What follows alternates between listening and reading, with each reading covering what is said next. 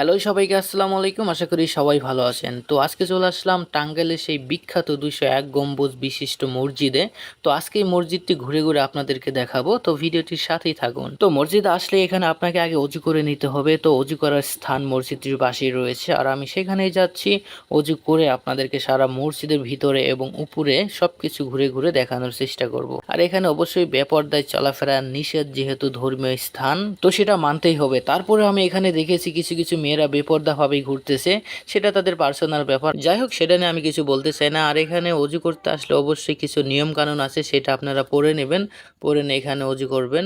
আর অজু করে আমি চলে আসছি মসজিদে ওঠার জন্য। দেখতে পারতেছেন এটাই হলো মসজিদের সিঁড়ি, এটা দিয়েই আপনাকে উপরে উঠতে হবে। আর হ্যাঁ, এখানে অবশ্যই আপনার জুতাটি খুলে তারপরে মসজিদের উপরে উঠবেন। আর এটাই হলো মসজিদের প্রবেশ পথ। আর এই মসজিদের উপরে থেকে যদি আপনাদেরকে একটু নিচে দেখাই তাহলে এরকম দেখতে হবে।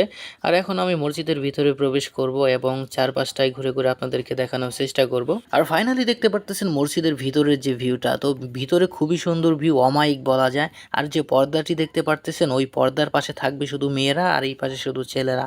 তো মসজিদের ভিতরের ভিউ সম্পর্কে আমার আর বেশি কিছু বলা নাই। আমার এখানে খুবই ভালো লাগছে এবং খুবই সুন্দর ডিজাইন। জানি না এই ডিজাইন কোথায় থেকে করছে, আমি ওই সম্পর্কে আসলেই শুনি নাই, তাই আপনাদেরকে বলতে পারলাম না। যাই হোক, এখন আমি চলে আসলাম মসজিদের বাহিরে। এখন উপরে উঠবো, মসজিদের উপরে উঠে আপনাদের যে ২০১ গম্বুজ ওইটা আপনাদেরকে দেখানোর ট্রাই করব।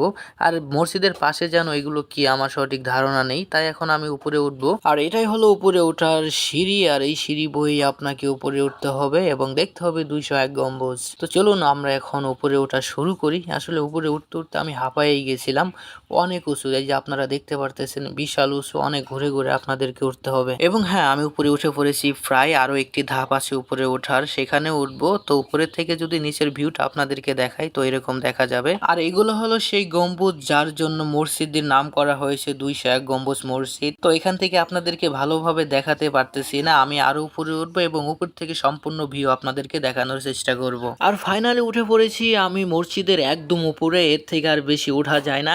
আর এখান থেকে আপনারা সুন্দরভাবে ২০১ গম্বুজগুলো দেখতে পারবেন। এখানেই রয়েছে ২০১টি গম্বুজ। এখান থেকে যদি আপনি নিচের দেখতে চান তাহলে মানুষগুলো অনেক ছোট ছোট লাগবে। আমি নেমে পড়েছি, এখন কম পরিসরে দেখাবো মসজিদের নিচে যে দোকানপাটগুলো আছে সেগুলোর পরিবেশ এবং এখানে কি কি পাবেন। সাধারণত এরকম দোকানপাট মসজিদটির দুই জায়গায় রয়েছে, একটি হলো সামনে আর একটি হলো মসজিদের পাশে। এখানে সাধারণত পিচ্চিদের খেলনাই বেশি পাওয়া যায়, যেহেতু এটি একটি মেলা। পিচ্চিদের খেলনার পাশাপাশি এখানে রয়েছে অনেক দোকানপাট এবং রয়েছে রেস্টুরেন্ট। এখানকার রেস্টুরেন্টের খাবারের মান তেমন ভালো না। যদি এখানকার খাবারের রেটিং দিতে যাই তাহলে আমি 10-এ 4 দিব, কারণ আমার কাছে তেমনটা ভালো লাগেনি এবং পরিবেশও তেমন একটা ভালো না। তো সবকিছুর পরিবেশ ভালো না হলে এখানে একটি পানের দোকান রয়েছে, এখানে এসে অবশ্যই পান খাবেন। এখানে খুবই ভালো পান বানায় আর কি, সব প্রকারের পান এখানে পাওয়া যায়। রয়েছে অনেক প্রকারের জর্দাও। পানের দোকান থেকে ডান দিকে তাকালেই দেখতে পারবেন ছোট একটি পার্ক। আর আপনারা এখানে দেখতেই পারতেছেন যে পার্ক প্রেমীরা ঘোরাফেরা করতেছে। আর এই পার্কে ঢুকলেই দেখতে পারবেন বিভিন্ন প্রকারের আচার নিয়ে বসে আছে এবং আপনাকে ডাকবে যে আসেন আসেন আচার নিয়ে যান।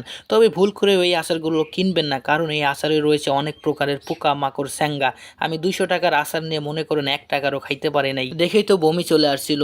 যাই হোক, এটা আমার পার্সোনাল অপিনিয়ন, আপনারা চাইলে এখানে আচার খাইতেই পারেন। এখানে আরো রয়েছে পিচ্চিদের বিভিন্ন প্রকারের নাগরদোলা। এখানে শুধু পিচ্চিরা না, চাইলে কিন্তু আপনারা উঠতে পারেন।